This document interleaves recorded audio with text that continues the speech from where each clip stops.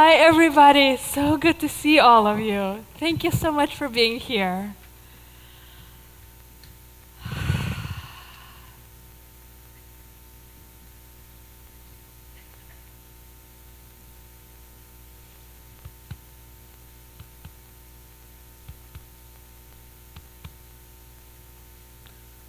Very few people understand the heart.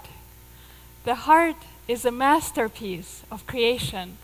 It has the potential to create frequencies and harmonies that are far beyond of what the human mind is capable of. The heart is the instrument, phenomenal instrument, that made up of very subtle energy that very few people come to appreciate.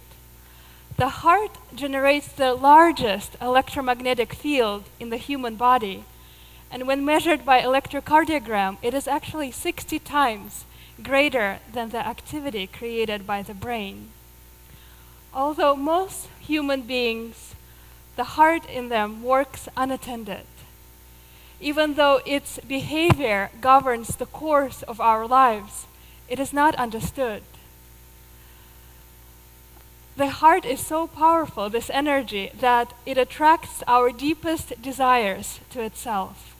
This magnetic pull is so powerful that seemingly impossible events and circumstances align into place at the right time. When the heart happens to open, we fall in love, we feel inspired. If at any given point in time the heart happens to close, the love stops. If the heart hurts, we get angry. And if we stop feeling it altogether, we shut down and get empty. These changes that take place in the heart govern the entire course of our lives. These shifts in the energy run our life. Can you think of a time in your life when you feel devastated, angry, frustrated, and your heart felt closed? I used to experience my heart being closed every time, almost every time, I stood in front of people, because I was terrified, absolutely terrified, that they would judge me. I kept protecting myself by closing my heart, thinking that I would be safe.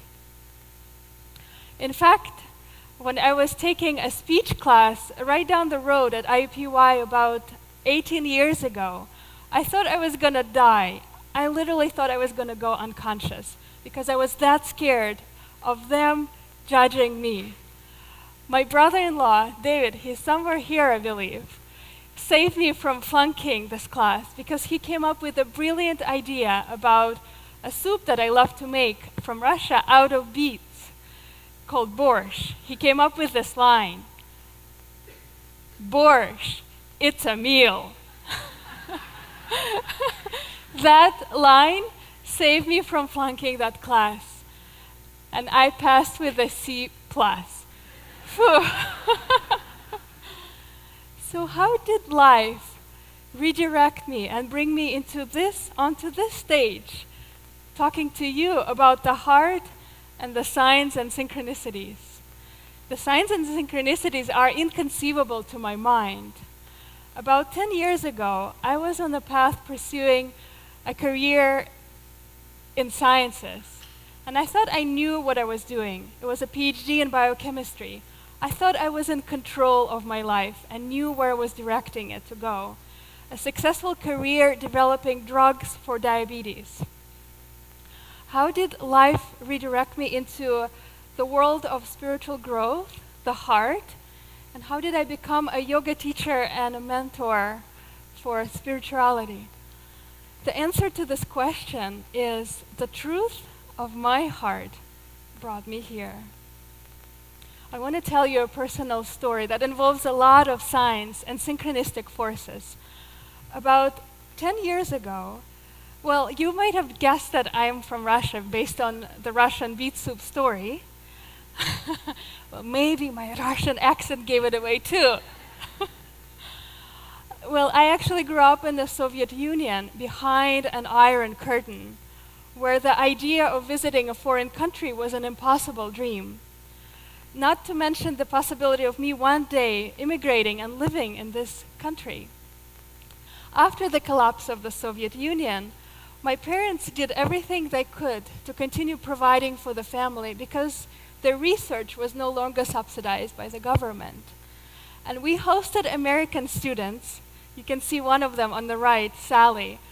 And that allowed my parents to save about $500. That's all they had in their savings, and they kept it in the closet in our apartment in Moscow. And right at that time, my mom was approached by a really good friend who invited her to come for an organized tour to Europe that involved a trip to Paris. And while my mom contemplated and thought about it, her mind said, "Are you crazy to spend all of our family's savings on a vacation?" Her heart felt this pull. She felt that pull and a calling, and she said yes, and embarked on this once-in-a-lifetime journey. So here she is, a couple weeks later, on top of an Eiffel Tower, with this magnificent view of the most romantic city in front of her. And right at that moment, she made a powerful, soul-like connection with a woman who later became her really good friend. And upon their return to Moscow, helped her get a job, out of all places, in American embassy in Moscow. So that single trip to Paris led to another whole sequence of synchronistic events that changed the course of my family's life forever. Because of my mom's, that's a sign. Because of my mom's knowing about working at the American embassy, she learned about a program where we could play a lottery and have a chance to win a green card in a lottery. Because my mom knew about this, we started playing. And a couple years later, my sister, who's also here somewhere, won a green card in a lottery. And the next year, my father won a green card in a lottery. The probability of winning a green card was about 1.2%. And I asked my dad to help me calculate the probability of 2 green card winners in one family. It's really close to 0.0001. And I want to tell you, the chances of me getting into this country were even slimmer. The year when my father won a green card in this lottery, I was turning 21 years old. And according to the law, once you're 21, you're no longer considered part of the family, dependent of the family. And I would have been left behind. The interview at the embassy was scheduled a month after my 21st birthday. And by chance, and my mom's charming ways with the counselor of the embassy, another sign. By my mom's charming ways with the counselor at the embassy, the interview was shifted a whole month earlier. And my dad and I crossed the border and came to the New York City 2 weeks before my 21st birthday.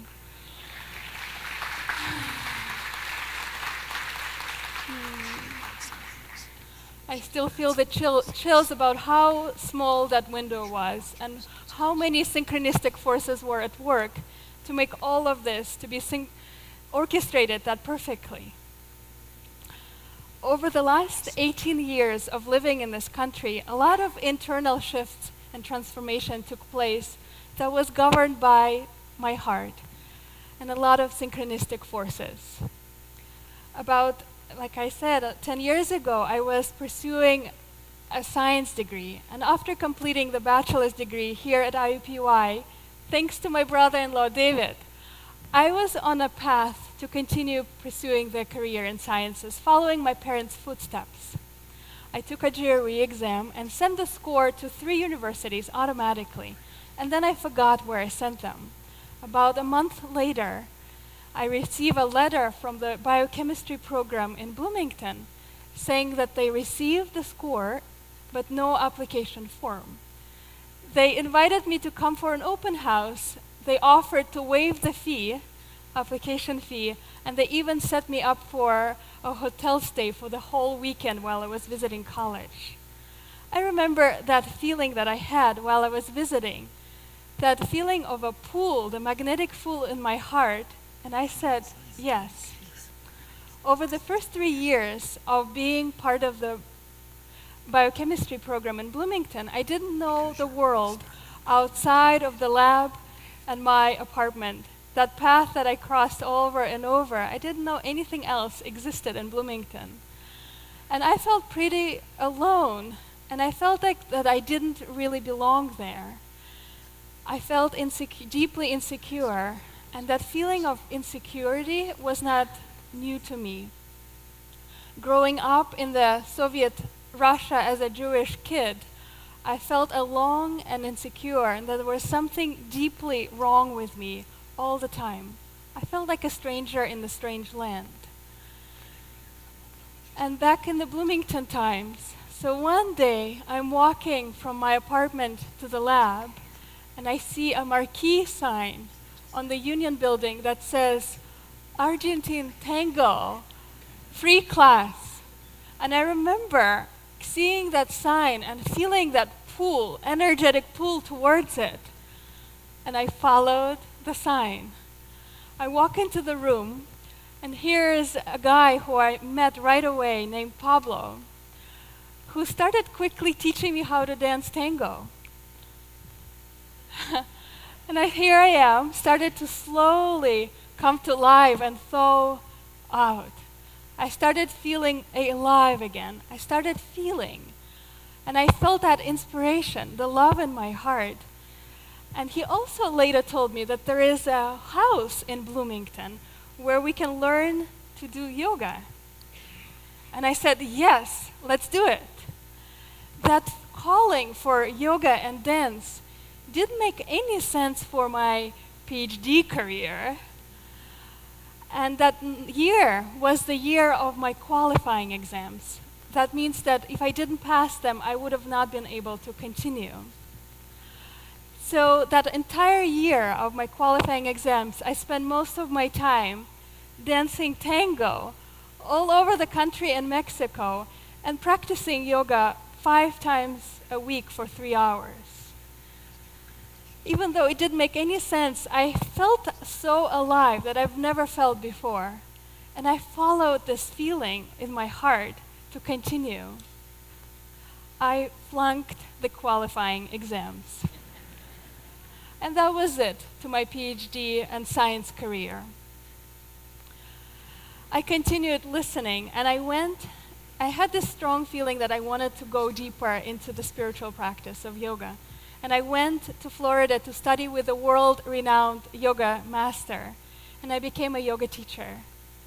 I remember for the very first time during that teacher's training, knowing in the depth of my being there was absolutely nothing wrong with this. Nothing wrong with me.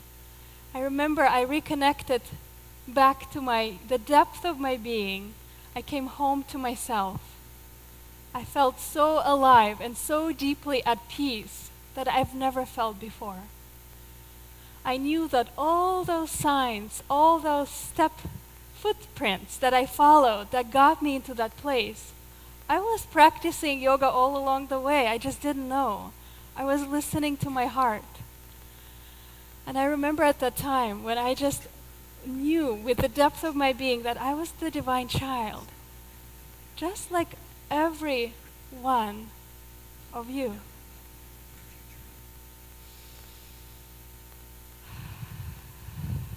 As I look back at all those miracles that took place in my life, in my family's life, I see 3 common threads. The first one is that it didn't make any sense to our minds what we did. For my mom to take that frivolous trip to Paris and spend all of our family's savings was insane. For me to follow my heart and dance tango and practice yoga during the most important year of my science career was pretty insane. And even though our mind said, "Are you crazy?" there was something unmistakably real that we felt in our hearts, and we trusted that feeling. And the third thread is not only we trusted it, we also took the steps and did the follow through. We followed it. We trusted and we did something with it. Some of you might be thinking, well, your family is just darn lucky. All that luck, how could that happen? How does it relate to me? And I want to tell you that this condition of being in alignment and listening and trusting your heart creates enormous amount of luck in your life. Even in the midst of uncertainties and fears, when we attune to this phenomenal instrument that we all have, we become magicians. We turn difficulties and challenges and uncertainties and fears into opportunities, growth, and expansion. So I want to ask you now, if there's something in your life that perhaps your heart has been whispering to you about, but perhaps you haven't fully given it a chance to be heard, trusted, and acted upon. Is there something in your life perhaps you've been wanting to create or have a change or follow your heart and take up an instrument or a drawing class or art or travel or change a career? Perhaps there's been something that your heart been telling you. So this is the sign. This is the sign right now for you to listen, to tune in, and to trust and follow your precious instrument that's been with you ever since you've been born.